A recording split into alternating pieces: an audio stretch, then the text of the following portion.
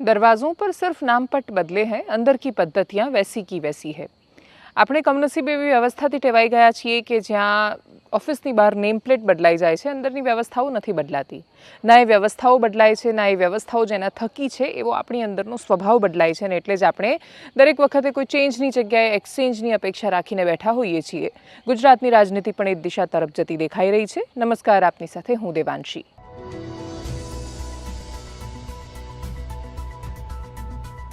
એક વિધાનસભાની બેઠક જીતવાથી કોઈ એક રાજનૈતિક પક્ષમાં આત્મવિશ્વાસ આવવો અલગ વાત છે, અને એ આત્મવિશ્વાસ માથા પર અહંકારની જેમ સવાર થવો એ અલગ વાત છે. વિસાવદર વાળી કરી દઈશું એ રીતે જનતા કશુંક બોલે, જનતા આક્રમક દેખાય અને પછી નેતાઓ એ વાતને પોતાના રાજનૈતિક ફાયદાની જેમ જુએ અને આમ આદમી પાર્ટી વિસાવદરને એક પ્રોજેક્ટની જેમ મૂકે. ગોપાલ ઇટાલિયાને એક આદર્શ ધારાસભ્ય કેવા હોવા જોઈએ એ રીતે એમની છબી મૂકવાનો પ્રયત્ન કરે એ અલગ વિષય છે. અને કોઈ તમને સામા પ્રશ્ન કરે છે, તમારી જે રાજ્યમાં સરકાર છે એના વિષય પર 5 ઉલટા સવાલો કરી નાખે છે અને બાજુમાં ઉભેલો કાર્યકર્તાને લાફો મારવા સુધી પહોંચી જાય તો સમજવાનું કે તમારો આત્મવિશ્વાસ નથી, અહંકાર છે જે માથા પર ચડી બેઠો છે. મોરબીમાં સભા ચાલી રહી હતી. ઈસુદાન ગઢવી એ સભાને સંબોધી રહ્યા હતા. એક કાર્યકર્તા આવ્યો, એક વ્યક્તિ જેણે એક સામાન્ય નાગરિક હતા ત્યાંના, એ ઊભા થયા. એમણે સવાલો કર્યા. પ્રશ્ન દિલ્હીની સરકારને લઈને હતા, પ્રશ્ન અરવિંદ કેજરીવાલને લઈને હતા. એમણે સ્પષ્ટતા સાથે કહ્યું કે તમારાથી વ્યક્તિગત કશો વાંધો નથી, પણ આટલા સવાલો છે. એમણે યમુનાની સફાઈ પર પૂછ્યું, એમણે શરાબ કૌભાંડ પર પૂછ્યું, એમણે કહ્યું કે ભ્રષ્ટાચાર નથી કરતા તો જેલમાં શું કામ છે. પ્રશ્નોની યાદી એમની લાંબી હતી. એ સવાલો કરી રહ્યા હતા. ઈસુદાન ગઢવી એમને જવાબ આપવાની હજુ શરૂઆત કરે મંચ પરથી એ વખત દરમિયાન બાજુમાં ઉભેલો એક કાર્યકર્તા એક ટપલી દાવ કરવા જાય છે. એ વ્યક્તિને મારવાનો પ્રયત્ન કરે છે. એને ખેંચીને પછી લઈ જવામાં આવે છે. ઘટના ચર્ચામાં આવે અને સવાલો થાય એટલે સ્વાભાવિક છે કે તરત જ એવું કહી દેવાનું કે અમારો કાર્યકર્તા નથી કે હોદ્દેદાર નથી. એ વ્યક્તિ જો તમારી વિચારધારાનો સમર્થક નહોતો તો એને ગુસ્સો શું કામ આવ્યો સાંભળીને.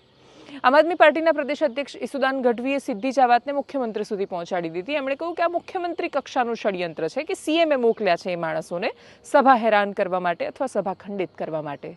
મુખ્યમંત્રી મોકલ્યા કે ન મોકલ્યા, કોઈએ ઊભા કરેલા માણસો હતા, ભાજપનો વ્યક્તિ હતો ને જે સવાલો કરી રહ્યા હતા. બધા જ સવાલો અસ્થાને ત્યારે ન હોત જ્યારે એ વ્યક્તિની સાથે યોગ્ય વર્તન થયું હોત. વિડીયો ખાલી સવાલોનો વાયરલ નથી થયો, વિડીયો એ સવાલોની પ્રતિક્રિયાના સ્વરૂપે ઉઠેલા હાથનો પણ થયો છે. અને ગુજરાતની આ તાસીર નથી, ગુજરાતની રાજનીતિની આ તાસીર નથી રહી. અને એટલે જ નેતાઓને સવાલ સહન નથી થતા. એ કોઈ પણ વ્યક્તિ હોય અને જ્યારે પ્રશ્ન પૂછવામાં આવે છે ત્યારે તરત જ એવું લાગે છે કે આ એની સામે ગોઠવવામાં આવેલું ષડયંત્ર છે. ઈસુદાન ગઢવીને સવાલ થાય છે તો એવું લાગે છે કે મુખ્યમંત્રી છે કે જેમણે આ ષડયંત્ર કરી દીધું છે. સ્વયં મુખ્યમંત્રીને જ્યારે સવાલ થાય છે ત્યારે વડોદરામાં જ્યારે હરણી બોટ દુર્ઘટના કાંડના પીડિતો સવાલ કરે છે એમને, ત્યારે એમને એવું લાગે છે આ એજન્ડા છે જે સેટ કરવામાં આવ્યો છે. દરેકને એવું લાગે છે કે એમની સામે થતા પ્રશ્નો એજન્ડા છે. એ ભૂલી જાય છે કે રાજનીતિમાં છે અને સવાલોનો સામનો કરવો એ એમનું પ્રથમ દાયિત્વ અને કર્તવ્ય છે. એ વિપક્ષમાં હોય છે ત્યારે આક્રમકતાથી પ્રશ્નો કરે છે. ઈસુદાન ગઢવી પોતે ટીવી ચેનલમાં બહુ વર્ષો સુધી હોસ્ટ રહી ચૂક્યા છે. એમને ખબર છે કે પ્રશ્ન કરવા એ એમની જવાબદારી હતી ને એમણે કર્યા છે એ પ્રશ્નો. તો કોઈ વ્યક્તિ પ્રશ્ન કરે છે તો એને દરેક વખતે એક ટેગ આપી દેવું કે એજન્ડા સાથે જોડાયેલું છે કે કોઈ ષડયંત્રના ભાગરૂપે આવેલું છે એ રીતે જોવા કરતાં એ પ્રશ્નો પર જો ખરેખર એ લોકો મનોમંથન કરી શકતા હોત ખરા અર્થમાં તો સ્થિતિ રાજ્યની કંઈક અલગ હોત. દુર્ભાગ્ય એ છે કે હમામ મેં સબ નંગે હૈ. દુર્ભાગ્ય એ છે કે થતા સવાલોને દરેક વખતે એજન્ડાની સાથે જ જોડી દેવાય છે. દુર્ભાગ્ય એ છે કે થતા પ્રશ્નોની અંદર એ પ્રશ્ન ક્યાંથી ઉદ્ભવ્યા એ નથી જોવાતું. એ પ્રશ્નનું નિરાકરણ શું હોઈ શકે એના પર ચર્ચા કે વિચારણા નથી થતી. એ પ્રશ્નો કેવી રીતે ચૂપ કરી દેવા અથવા એ પ્રશ્નોને કેવી રીતે એક થપ્પો લગાવી દેવો કે આ તો આ પાર્ટીના પ્રશ્નો છે કે આ તો આનાથી મોટિવેટેડ પ્રશ્નો છે. એમાંથી જ્યાં સુધી બહાર નહીં આવીએ ત્યાં સુધી આ દેશમાં કમનસીબે ભાજપ, કોંગ્રેસ કે આમ આદમી પાર્ટીનું શાસન આવતું રહે છે. આ દેશમાં આ દેશની સરકાર નથી રહેતી. એટલે ગુજરાતમાં ભાજપની સરકાર છે. ગુજરાતની સરકાર જે દિવસે કામ કરશે, વિપક્ષમાં પણ જે દિવસે જે લોકો છે એ લોકો આ દેશની સરકાર તરીકે કે રાજ્યની સરકાર તરીકે કામ કરશે ત્યારે એમને પ્રશ્નોની જેમ દેખાશે. નહીં કે પ્રશ્નો ભાજપના, આમ આદમી પાર્ટીના કે કોંગ્રેસના. પ્રશ્નો બહુ જેન્યુન છે અને તમે આખા રાજ્યમાં રસ્તા પર નીકળીને જાઓ તમને એ પ્રશ્નો દેખાશે. અપેક્ષા રાખીએ કે પક્ષ અને વિપક્ષ બંને પ્રશ્નને પ્રશ્નની જેમ લેતા થઈ શકે. એ ઘટનાક્રમ દરમિયાન શું થયું, ઈસુદાન ગઢવીએ શું કહ્યું, એ વ્યક્તિએ શું નિવેદન આપ્યું, ભારતીય જનતા પાર્ટીનામાંથી પ્રવક્તા ડૉક્ટર યજ્ઞેશ દવેએ પણ કહ્યું કે એમનાથી સવાલો સહન નથી થતા. એમની પણ બહુ સ્વાભાવિક પક્ષ તરીકેની પ્રતિક્રિયા હતી. એ ભૂલી ગયા કે પ્રશ્નો તો ભાજપથી એ ક્યાં સહન થાય છે.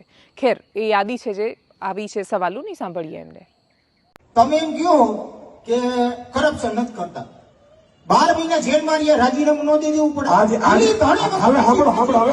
વાત પછી નહીં, તમારા પૂરા થયા પ્રશ્નો નથી થયા. નથી થયા. ધણી વગરનું કામ રાખ્યું તમે. દિલ્હી હા. આપણું રાજધાની એને ધણી વગરનું કરી નાખ્યું તમે. બોલો એ વાહ. હવે તમારું નામ ખાલી બોલી દો. મારું નામ ભરત. એ ભાઈ મારી આમ ભાઈ કોઈ સાંભળો એ ભાઈ સાંભળો પણ મારી વાત સાંભળો. તમને ત્રણે જવાબ આપી દઉં છું. તો મિત્રો, ટ્રમ્પના પત્ની આવ્યા હતા, ભાઈ નરેન્દ્રભાઈ લઈને આવ્યા હતા.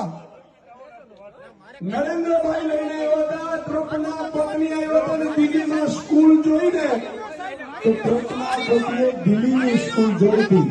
આ આપણી કામની રાજનીતિ છે. અને એટલું નહીં, એ કહેતા હતા કે 100 કરોડની દારૂની આ હેરાફેરી કરી.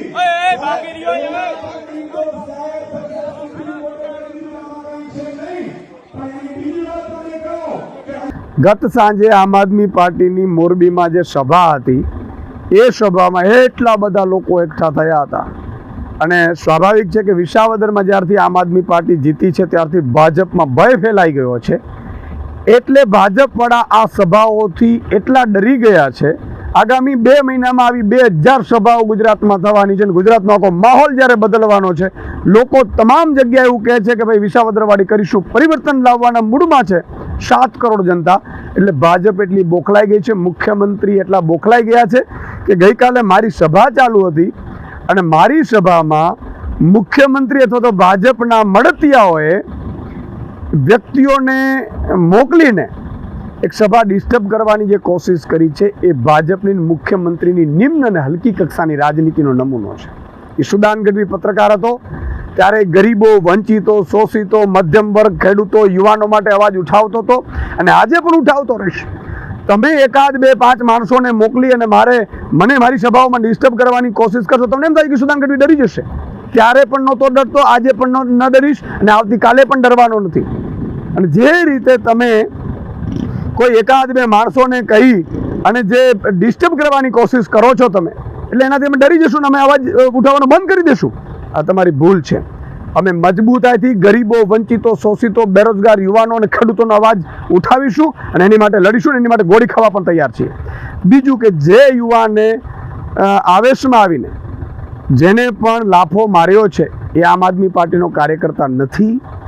બીજું કે એ હિંસક ઘટનાને ક્યારેય આમ આદમી પાર્ટી સપોર્ટ નથી કરતી. આ બધી ભાજપની ચાલ છે અને ભાજપ એ ડરી ગઈ છે આમ આદમી પાર્ટીથી, તો માહોલ બગાડવાની કોશિશ કરે છે. ગુજરાતની જનતાને મારી વિનંતી છે કે ભાજપની એક પણ ચાલમાં આવતા નહીં. તમારો ને મારો અવાજ અહીંયાથી ગુંજે નહીં, ઉઠે નહીં, પરિવર્તન આવે નહીં, કઈ રીતે ભટકાવે એ માટેનો આ ભાજપનો ચાલ છે. ખોટું બોલવું છે અને પ્રજાની અંદર ભ્રમ ફેલાવો. પ્રધાનમંત્રી હોય, ગોપાલ ઇટાલિયા હોય કે કેજરીવાલ હોય, કોઈ પણ નેતા હોય, એ એમની આ એક માનસિકતા રહી છે કે ખોટું બોલવું અને ભ્રમ ફેલાવ. એક આતંકવાદીની જેમ પકડીને એને લાફાલાફી કરવા કે એક અસામાજિક તત્વો જેવું કૃત્ય કરવું, એ કેટલા અંશે યોગ્ય છે? પ્રધાનમંત્રી પાસે જવાબ ના હોય, સ્વાભાવિક છે, કારણ કે એમને તો જે કેજરીવાલે જે જેટલું ખોટું ભૂખાયેલું હોય એટલું બોલતા હોય. જવાબ આપવાની જગ્યાએ લાફાલાફી કરવા માંડ્યા. એટલે આ પાર્ટીના કાર્યકર્તાઓ હોય કે પાર્ટીના નેતાઓ હોય, એ અસામાજિક તત્વની રીતે જો ગુજરાતમાં વર્તવાનું હોય તો ગુજરાતની જનતા, ગુજરાતની પોલીસ અને ગુજરાતની ભૂપેન્દ્રભાઈ પટેલની સરકાર ક્યારેય શકી